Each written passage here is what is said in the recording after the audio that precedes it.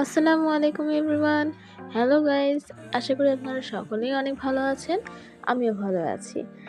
আজকে আমি আমার রুমটি একটু সাজাচ্ছি, একটু গোছাচ্ছি। তো আপনাদের সাথে এটাই আমি শেয়ার করছি। অ্যাকচুয়ালি আমি নিয়মিত ভিডিও দিতে পারবো, মানে পারি না, সাথে পারবো না মনে হয়। কারণ হচ্ছে আমি একটা স্টুডেন্ট। সো স্টুডেন্টদের অনেক বেশি পড়ালেখা থাকে, পড়ার অনেক চাপ থাকে, এটা স্বাভাবিক। তো এর পাশাপাশি প্রতিদিন একটু রুম গোছাই। এটা ঠিক, কিন্তু সবসময় ভিডিও করে ওঠা হয় না। কারণ ভিডিও করা, ভিডিও এডিট করা, ভিডিওর থাম্বনেল ঠিক করা, একটা এডিটিং এর ব্যাপার আছে। আর আমার এগুলো করতে করতেই দেখা যায় যে প্রায় ১-২ ঘন্টা চলে যায়। এতে করে আমার পড়ার টাইমটা দেখা যায় যে অনেকটা ল্যাকিংস থেকে যায়। তো এই কারণে আমি নিয়মিত ভিডিও দিতে পারি না। তো এরপরেও যদি আমি ট্রাই করব প্রতিদিন ভিডিও দেওয়ার, শর্টস গুলোও দেওয়ার ট্রাই করব ইনশাল্লাহ।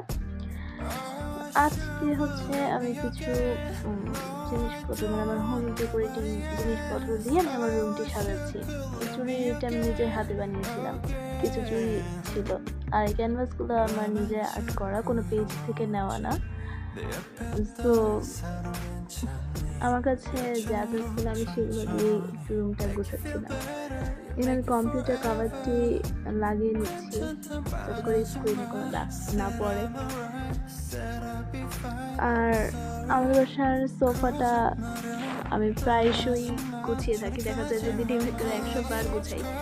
কারণ আমার যেহেতু একটা ছোট ভাই আছে, তো সে প্রায় এখানে উঠে লাফালাফি করে, না হলে শুয়ে থাকে, বসে থাকে। দেখা যায় যে এই কারণে বালিশগুলো ঠিক মতো থাকে না, ওলট পালট হয়ে যায়।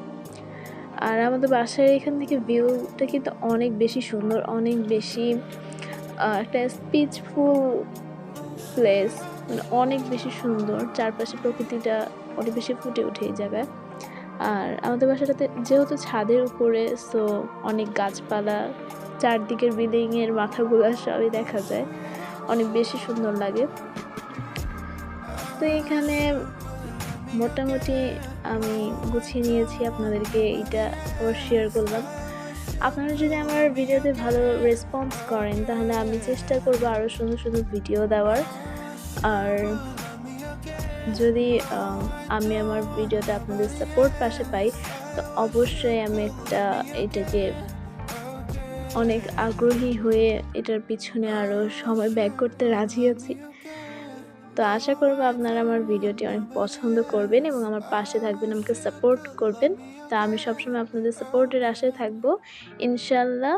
আপনারা আমাকে সাপোর্ট করলে, সাবস্ক্রাইব করলে, আমার ভিডিওতে লাইক, শেয়ার, কমেন্টস করলে আমি অবশ্যই আপনাদের সাথে থাকার চেষ্টা করব।